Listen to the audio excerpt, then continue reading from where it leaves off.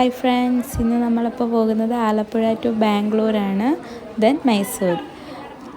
Bangalore emergency ആയിട്ട് പോകാൻ കാരണമെന്ന് വെച്ചാൽ കസിൻ ബാംഗ്ലൂർ പഠിക്കുകയാണ്. അപ്പോൾ പുള്ളിയുടെ കോട്ടിങ് സെറമണിയൊക്കെ ആയിട്ട് പോവുകയാണ്. നെച്ചൂസും മിച്ചൂസൊക്കെ അതേ വീഡിയോ എടുക്കാൻ വേണ്ടി കളിയാക്കുന്നുണ്ട്. ഈവനിങ് 7:30 ട്രെയിൻ പറഞ്ഞേക്കുന്നത്.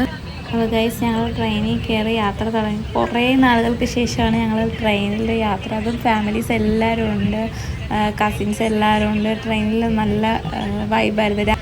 നീറ്റാണ് കയറിയതെങ്കിൽ കൂടി ഉറങ്ങാനൊന്നും തോന്നിയില്ല, കാരണം ഭയങ്കര എക്സൈറ്റഡ് ആയിരുന്നു. ആദ്യമായിട്ട് ബാംഗ്ലൂർ പോവുക.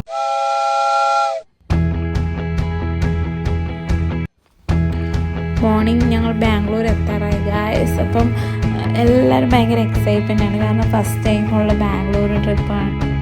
നൈറ്റ് ജേർണി ആയതുകൊണ്ട് തന്നെ രാത്രിയിലത്തെ കാഴ്ചകളൊന്നും ഞങ്ങൾക്ക് കാണാൻ പറ്റിയില്ല. ട്രെയിൻ കുറച്ച് ലേറ്റായിപ്പോയി. ഞങ്ങൾ നേരെ റൂമിൽ ചെന്ന് ഡ്രസ്സ് ചേഞ്ച് ചെയ്ത് നേരെ കോളേജിലോട്ട് പോയി. അവിടെ പരിപാടി തുടങ്ങിയിരുന്നു. ഗസ്റ്റായി വന്നത് നമ്മുടെ ആടുജീവിതത്തിലെ നജീബിക്ക ആയിരുന്നു. നജീബിക്ക സ്റ്റോറിയൊക്കെ പറഞ്ഞിട്ടുണ്ടായിരുന്നു, അത് ഞാൻ വേറൊരു വീഡിയോയിൽ ഇട്ട് തരാം. നേഴ്സിംഗ് സ്റ്റുഡൻസിൻ്റെ ലാമ്പ് ലൈറ്റിംഗ് സെറമണി എന്ന് പറഞ്ഞൊരു പ്രോഗ്രാമാണിത്.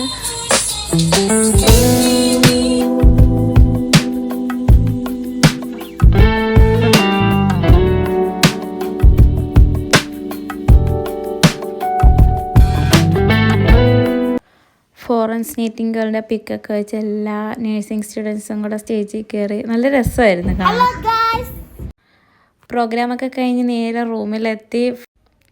നൈറ്റ് അവിടെ സ്റ്റേ ചെയ്തു, ബാംഗ്ലൂർ സ്റ്റേ ചെയ്തു. ഞങ്ങൾ പിന്നെ ദൂരത്തോട്ടൊന്നും പോയില്ല, കുട്ടികളൊക്കെ ഉള്ളത് കൊണ്ട് തന്നെ ബുദ്ധിമുട്ടായിരുന്നു. എങ്കിലും റൂമിൽ അടിച്ച് പൊളിച്ച് ഞങ്ങൾ നല്ല രസമായിരുന്നു. രാവിലെ തന്നെ ട്രെയിൻ കയറി മൈസൂർ എത്തിയിട്ടുണ്ട് ഗൈസ്. മൈസൂർ റെയിൽവേ സ്റ്റേഷനാണിത്. ഐ ലവ് മൈസൂർ എന്നൊക്കെ എഴുതിയിട്ടുണ്ട്. ഒരു വെള്ളിയാഴ്ച ദിവസം ആയതുകൊണ്ട് തന്നെ ആണുങ്ങൾക്കൊക്കെ ജുമായ്ക്ക് പോകാനായിരുന്നു. ഞങ്ങൾ നേരെ ഓട്ടോ കയറി ഒരു പള്ളിയിലോട്ടാണ് പോയത്. പള്ളിയിൽ പോയി ജുമാ നിസ്കരിച്ചിട്ട് ഫുഡടിയും കഴിഞ്ഞ് മൈസൂർ പാലസിലോട്ട് പോകാനായിരുന്നു പ്ലാൻ. കൂടുതൽ പേരുള്ളത് കൊണ്ട് തന്നെ ഞങ്ങൾ 2 ഓട്ടോയിലാണ് പോയത്. അവിടുത്തെ ഓട്ടോ ചാർജൊക്കെ ഭയങ്കര ഹെവിയാണ് കേട്ടോ. പള്ളിയിൽ നിന്ന് ഇറങ്ങി ഫുഡടിയും കഴിഞ്ഞ് മൈസൂർ പാലസിലോട്ട് പോയി.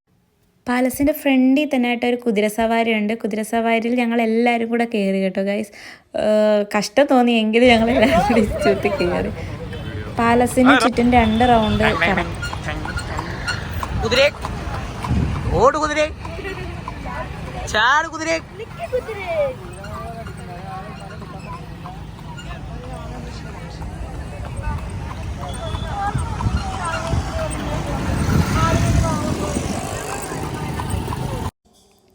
അങ്ങനെ ഞങ്ങൾ മൈസൂർ പാലസ് എത്തി ഗായ്സ്.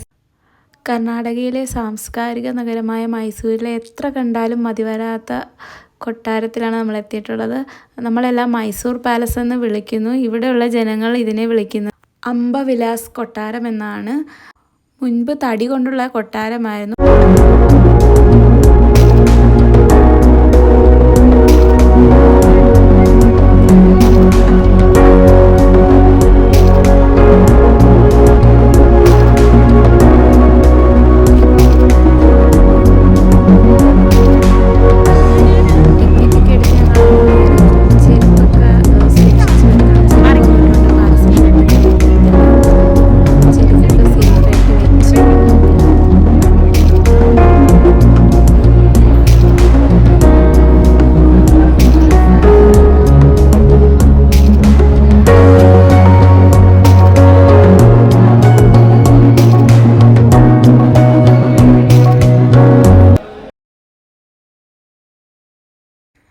നമ്മുടെ കയ്യിലുള്ള സാധനങ്ങളൊക്കെ സെർച്ചിങ്ങും കാര്യങ്ങളൊക്കെ ഉണ്ട്. ബാഗൊക്കെ ചെക്ക് ചെയ്യും.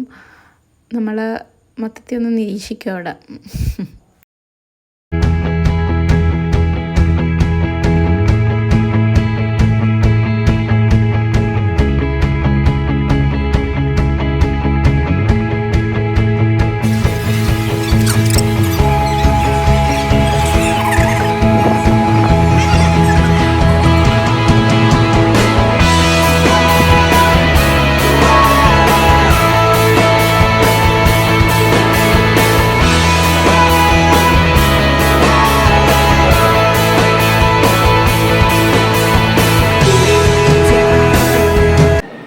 പടനായകന്മാരുടെ ചിത്രങ്ങളും രാജാക്കന്മാരുടെയും അംഗങ്ങളുടെയും ചിത്രങ്ങളും അവരുപയോഗിച്ചുകൊണ്ടിരുന്ന വസ്തുക്കൾ, അങ്ങനെ കുറേ അനവധി കാര്യങ്ങളുണ്ട് കാണാൻ. എല്ലാം കണ്ണിന് കുളിർമ നൽകുന്ന കാഴ്ചകളാണ്. അവിടുത്തെ തൂണുകളുടെ ആ ഒരു ഷേപ്പും കാര്യങ്ങളൊക്കെ തന്നെ എത്ര കണ്ടിട്ടും മതി വരുന്നില്ല, അവിടെ നിന്ന് മാറാൻ തോന്നുന്നില്ല. അതേപോലെ മണിക്കൂറുകളോളം അവിടെ നിന്നു അത് കാണാൻ വേണ്ടി. അത്രയ്ക്ക് മനോഹരമായിരുന്നു. ഫോണിൽ കുറേ വീഡിയോസൊക്കെ എൻ്റെ കയ്യിൽ നിന്ന് കട്ടായി പോയിട്ടുണ്ട്. ഞാൻ വ്ളോഗ് ചെയ്യണമെന്ന് ഉദ്ദേശിച്ച് എടുത്തതല്ലായിരുന്നു.